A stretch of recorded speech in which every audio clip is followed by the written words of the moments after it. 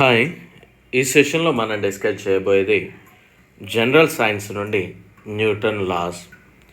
కొంచెం కాన్సన్ట్రేట్ చేసి వినే ప్రయత్నం చేయండి. మళ్ళీ ప్రిపేర్ అవ్వాల్సిన అవసరం లేకుండా మీ మైండ్లో అలా ఉండిపోతుంది. Okay, right.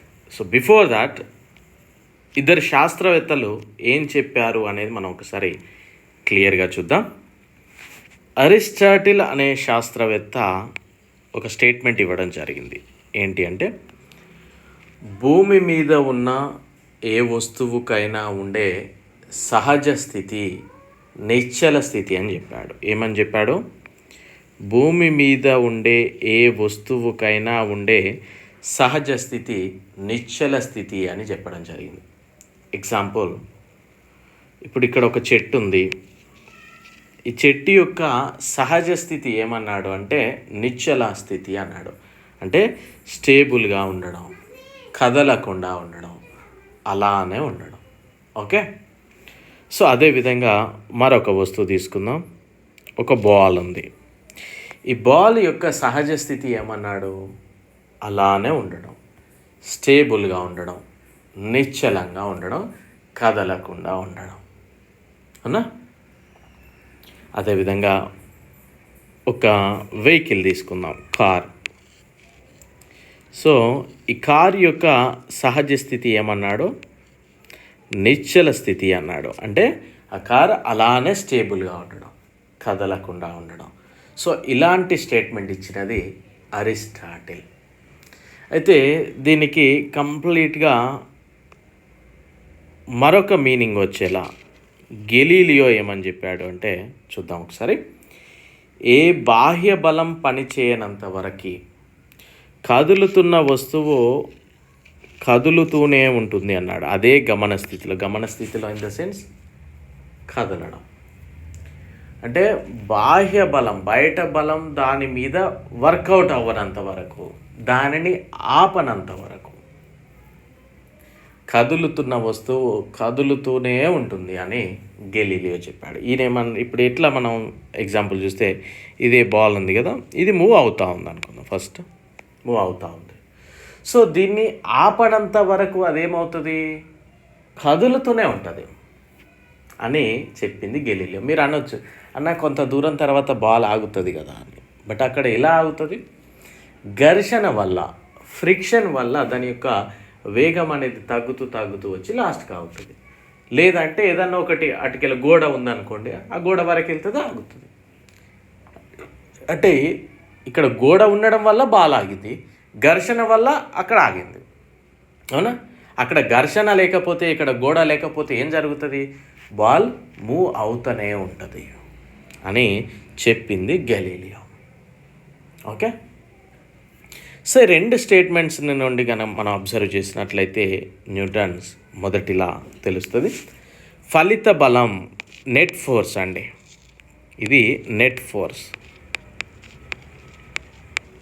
Okay, net force. ఇప్పుడు నెట్ ఫోర్స్ అంటే ఏంటి అనేది నేను ఒక మీనింగ్ చూద్దాం. ఇక్కడ ఒక 1000 కేజీల రాయి ఉంది. 1000 కేజీల రాయి ఉంది.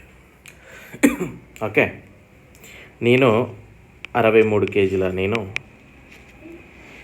నా యొక్క బలాన్నంతా కూడా దీన్ని కలపడానికి ప్రయత్నం చేసిన. నా యొక్క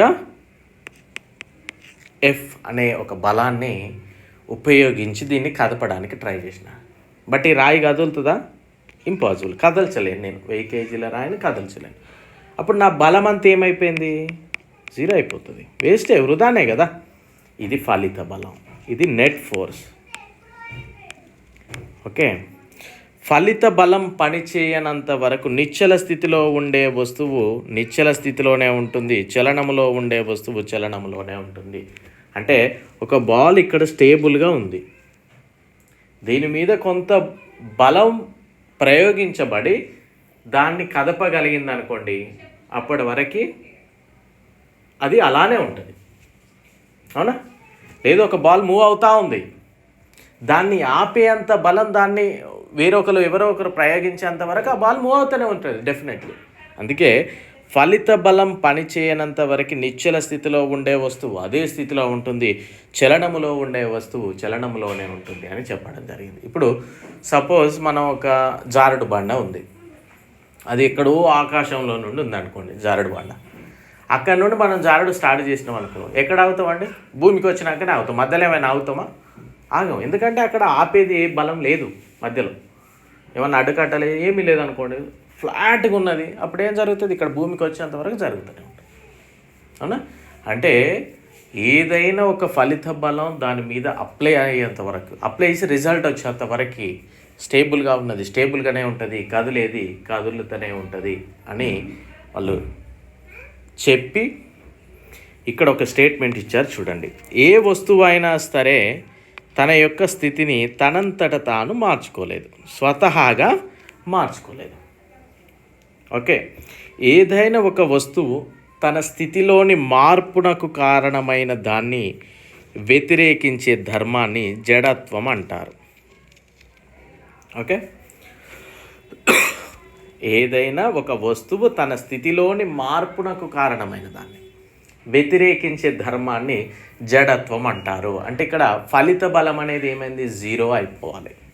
అదే ఇక్కడ చెప్పడం జరిగింది. F=0 అంటే ఇక్కడ చూడండి, ఇక్కడ ఎగ్జాంపుల్ ఇచ్చాను కదా, నా యొక్క బలం నేను ఉపయోగించాను, బట్ నా యొక్క బలం వల్ల అది కదలట్లేదు. సో అప్పుడు ఏమైంది?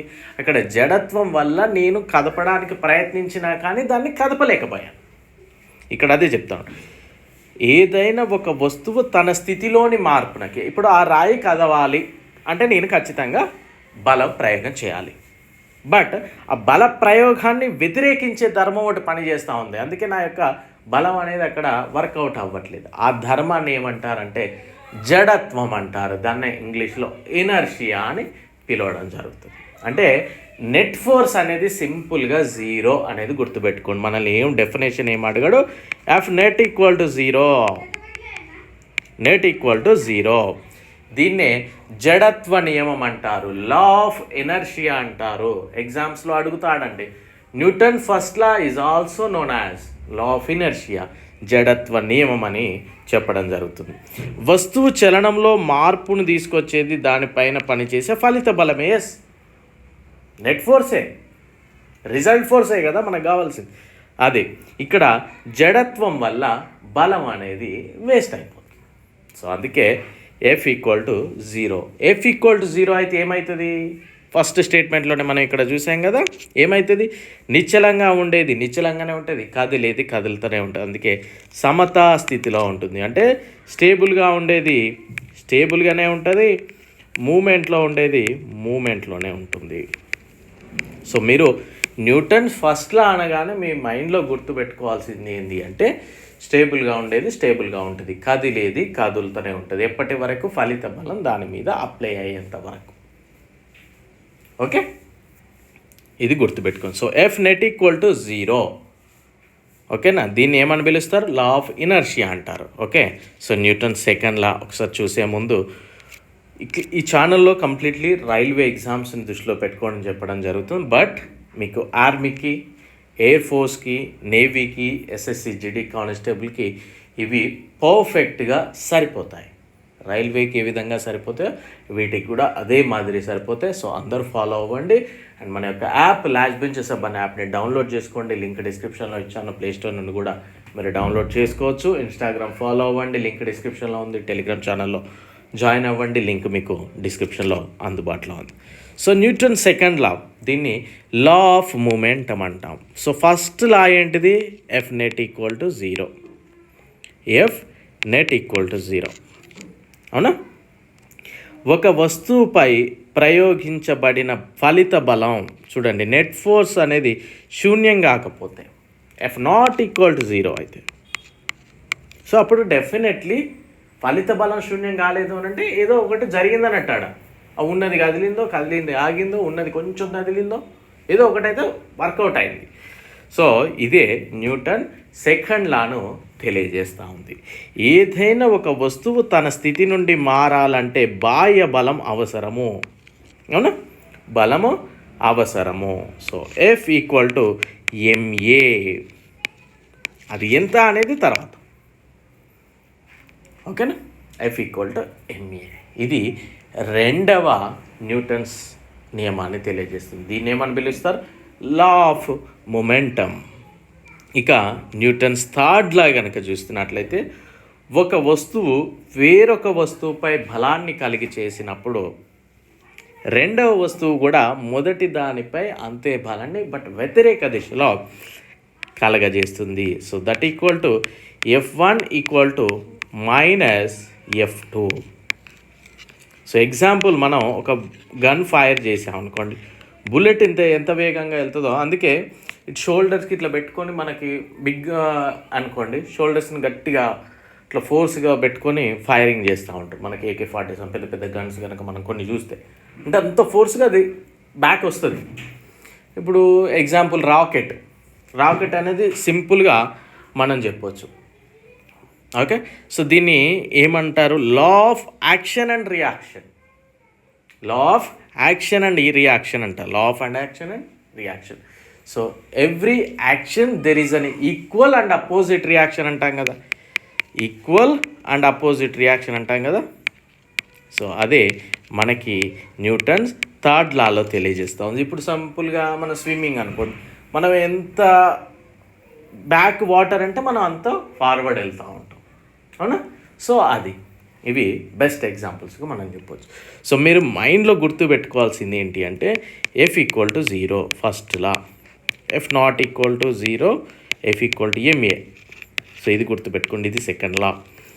F1 equal to minus F2 third law.